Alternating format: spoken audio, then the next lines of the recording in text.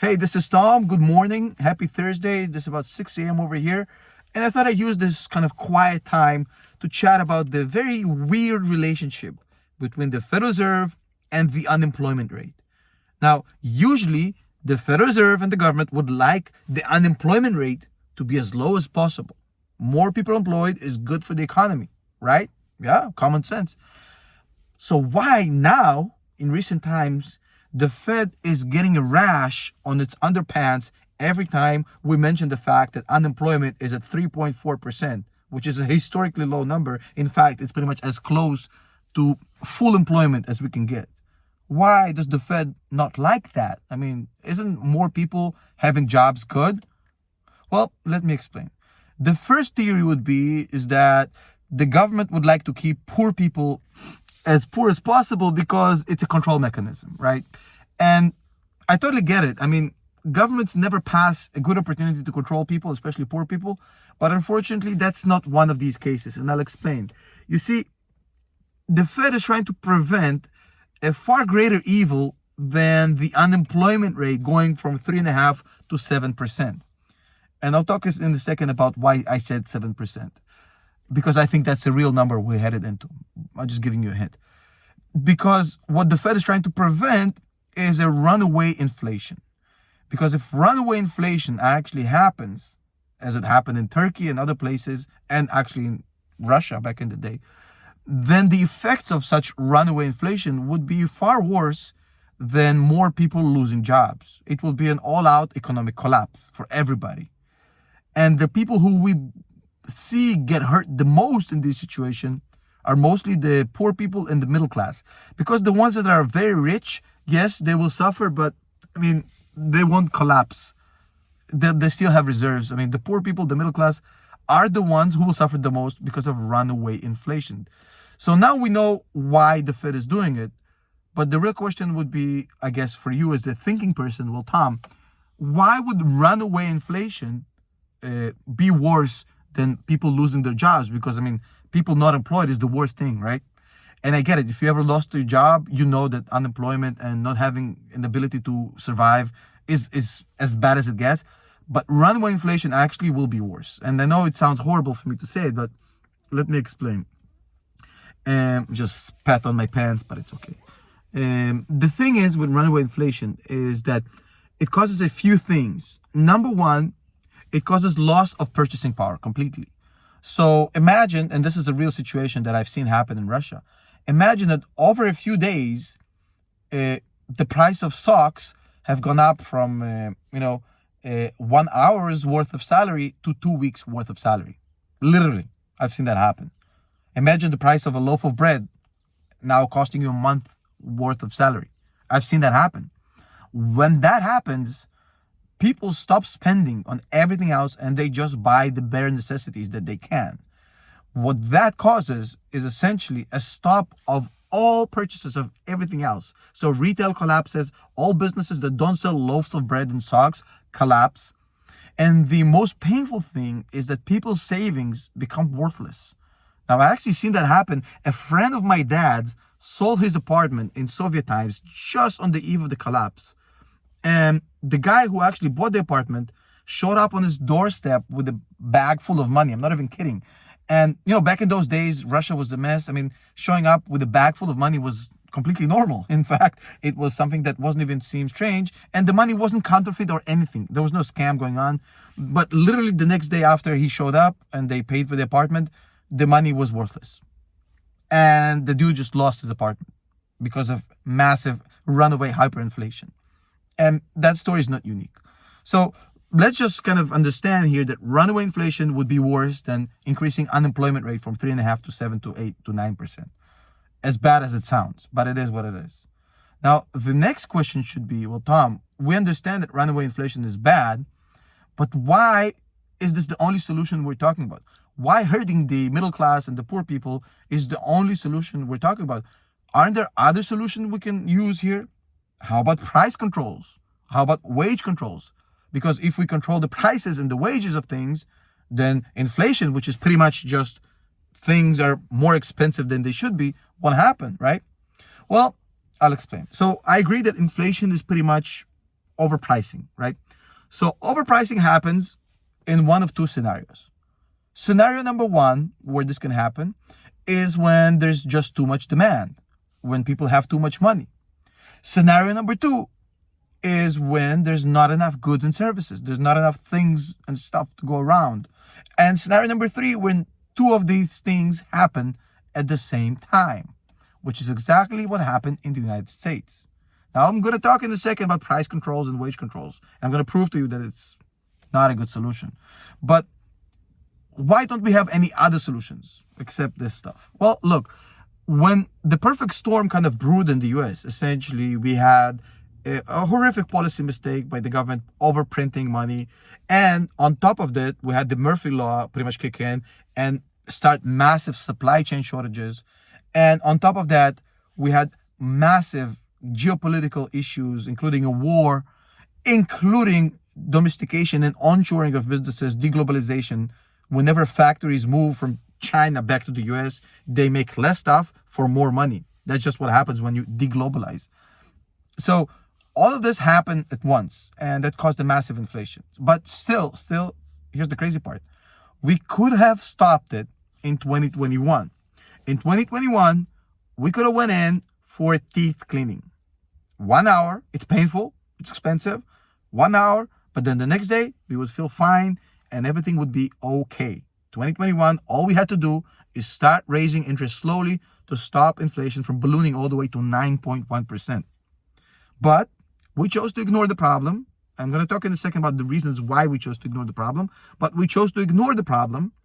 And instead of doing that, what we chose is to pretend as if inflation is absolutely transitory and not real and will go away on its own, and we kept interest pretty much at zero. So what happens? A year goes by, and then our tooth decayed completely, and now we have to go and actually have the tooth removed. Not root canal, remove the tooth, pull the tooth. More expensive, more painful, more damaging, and now you look like a fucking Gargamel. That's all I gotta say about it. So now we're in the Gargamel stage. In 2021, we missed the window of opportunity, but let's not cry over spilled vodka here, right? It happened. Now, why did it happen? Well, there's two reasons. The reason number one would be, I guess, political reason. Jerome Powell was trying to get renominated and reappointed, which he did. But because the guy who was supposed to reappoint him was Biden, he had to play ball. He could not crash the economy and cause a recession when he was up for renomination. So he played the game and he pretended as if this was transitory. Although I never believed that he actually thought this was transitory. You'd have to be a dumbass to really believe in that shit. Reason number two, I think, is hopium. I mean, you don't want to cause a recession before you're absolutely sure there's a problem that you can't solve. So I guess Jerome Powell was hanging around too long trying to see if this thing will actually go away before he will go down in history as one of the people who caused the recession. So the combination of these two things basically caused us to miss the window of opportunity to slowly increase interest rates and cruise out of inflation. So 2022 rolls around, and now we don't have any choice. We're at 9.1%. Now, to go from 9.1% inflation, when you're at 0% interest, and your balance sheet is at $9 trillion, don't forget the balance sheet, there's no way to do it and not crash the economy. Now, you would have to achieve either of two things to do it. You would either have to reduce the amount of demand for goods and services, or you have to increase the amount of supply of goods and services, because inflation is higher prices. Higher prices is a result of supply and demand. So you either or has to solve demand or supply or both.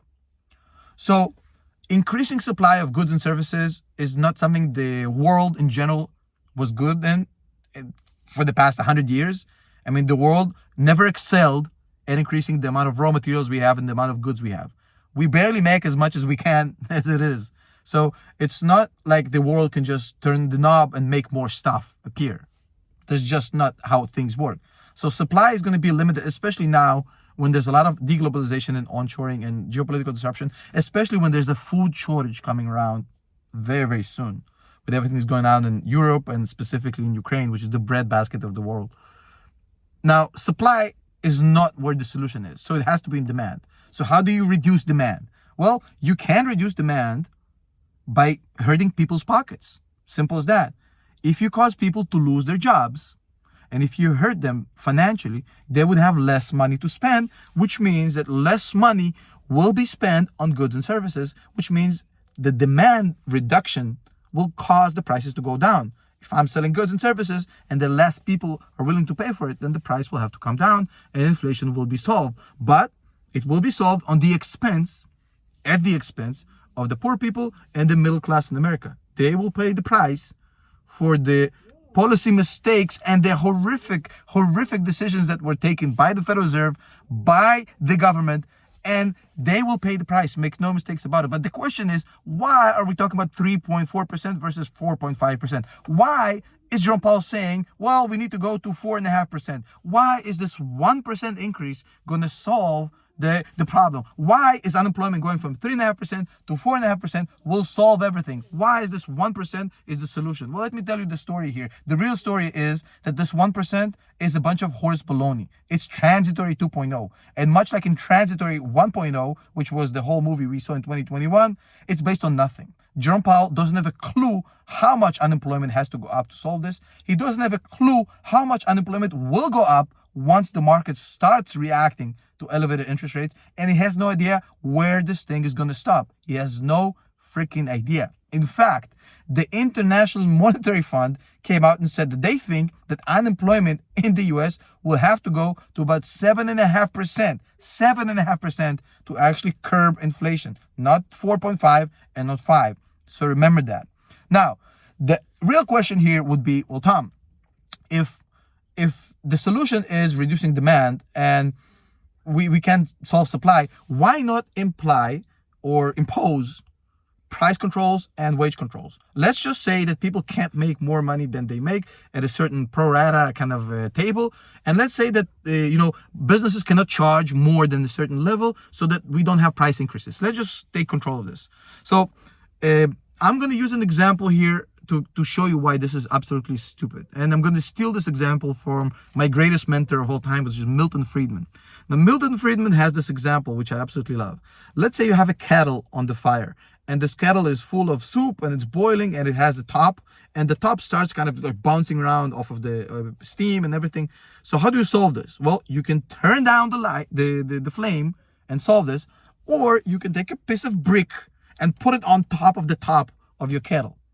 Now, if you do that second solution, it will stop moving for a little bit, but then that mother lover is going to explode all over your kitchen, which is exactly what's going to happen if you imply price controls. Price controls, wage controls, they handle the symptom, not the disease. The disease still remains. And every time we tried price controls ever, including in the US in 1971 by Richard Nixon, go check me on this, including in the USSR. USSR had the most price controls and wage controls ever. You know what happens?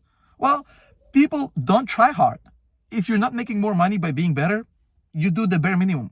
If your business doesn't get more money by selling a better product, you do the bare minimum. Your GDP goes to the toilet, your country's economy is going to the toilet, and then eventually what happens, this whole thing blows up and inflation comes back not only stronger and bigger, it comes back into hyperinflation and your whole economy is in the toilet. So no, price controls, wage controls are not the solution. So the bottom line here is very simple. Is this late? Yes, the Fed is late to the party, for sure. Is this necessary? Yes. Could it have been avoided? Yes. Is the Fed to blame for us now being in a shittier situation than we should have been? Yes. But there's no other way to solve this by smashing demand. And smashing demand means more unemployment, probably towards 7-8%. Now, unfortunately, there's going to be a lot of politicians free riding on this and trying to cause this kind of shitstorm about it, showing how a recession is not necessary and Powell just causing a recession. Forget it. A recession is necessary and it's happening. My only problem with Powell was that the fact that he wouldn't admit that there's no way that a recession isn't coming and trying to pretend as if a soft landing can actually happen. And I like how Elizabeth Warren exposed him for that. And it's the only thing I ever liked by Elizabeth Warren. I despise that woman so much. But I mean, she did expose him for that. But now that the cat's out of the bag and everybody knows that a recession is coming, now we can actually deal with the actual problem, which is just brace for impact, prepare as much as you can, and understand we're going through a recession. A year, two, but every recession has an end. And after every recession, the US comes back stronger and better. Don't forget that.